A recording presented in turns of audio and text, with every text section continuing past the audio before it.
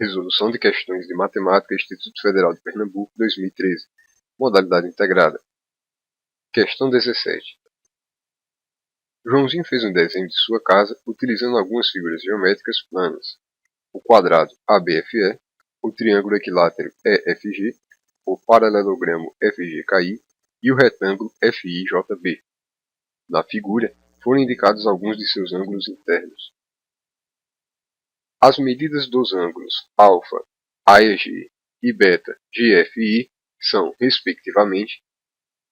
Muito bem, para solucionar essa questão, nós iremos utilizar algumas propriedades, né, relativas a cada um dessas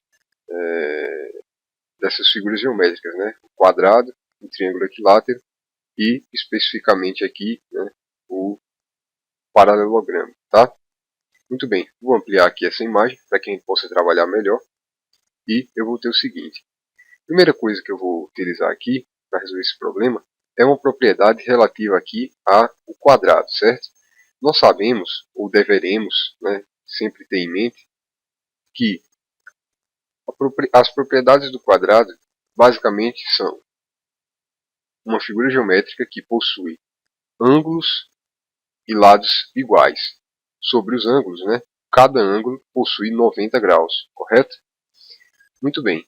Sabendo que o ângulo de cada quadrado possui 90 graus, então eu tenho que, no quadrado, tanto o ângulo A, quanto o ângulo B, quanto o ângulo F, quanto essa parte aqui do ângulo E, tá? Medem todos 90 graus. E perceba que 90 graus é uma parte do ângulo alfa, correto? Então, eu vou reservar essa parte aqui que corresponde a 90 graus e vou trabalhar com o triângulo equilátero para saber quanto é que mede a outra parte. Em seguida, eu vou somar as duas partes e assim eu vou obter qual é a medida desse ângulo alfa, correto? Então vamos lá.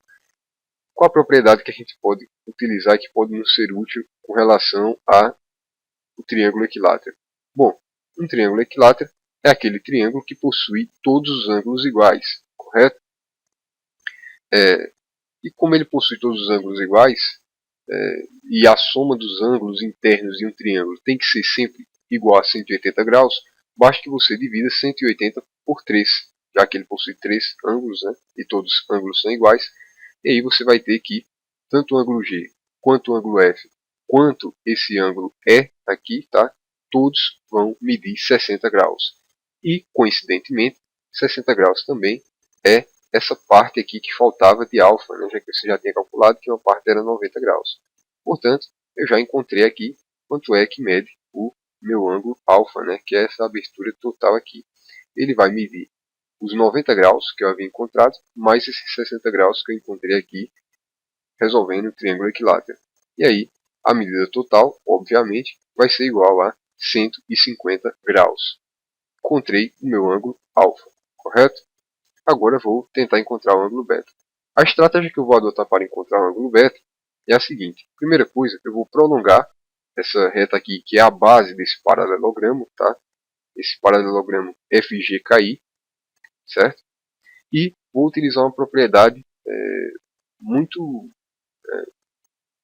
utilizada, certo? Quando a gente estuda a relação, né, de retas com figuras geométricas, tá? Eu tenho que a abertura total, certo, desse ângulo, pegando parte aqui do ângulo F, aqui do triângulo equilátero, mais esse ângulo beta, que é o ângulo que eu quero encontrar, certo? Essa abertura total aqui, ela é uma abertura equivalente a um ângulo raso. E um ângulo raso, como todo mundo deve saber, é igual a 180 graus, certo? Bom, se esse ângulo raso mede 180 graus e parte desse ângulo aqui é beta, certo? Basta que eu pegue esses 180 graus e subtraia 60 graus, porque como eu havia dito anteriormente, certo? Do triângulo equilátero, a gente sabe que todos os ângulos aqui vão ser iguais a 60 graus. E se 60 graus também é uma parte desse ângulo raso, basta que a gente subtraia 180 desses 60 aqui, né? Porque aí isso vai me sobrar essa parte aqui, que é a parte que me interessa, que corresponde ao ângulo beta, ok? Então, resolvendo eu vou ter 60 graus mais beta igual a 180 graus, né? Ou seja, eu traduzi o meu problema numa linguagem matemática e agora eu posso resolver como uma equação de primeiro grau simples, ok? Vou isolar beta, tá, no primeiro membro, e vou passar esses 60 graus, subtraindo o 180. Então eu vou ter 180 graus menos 60 graus. O valor de beta, portanto, será igual a 120 graus.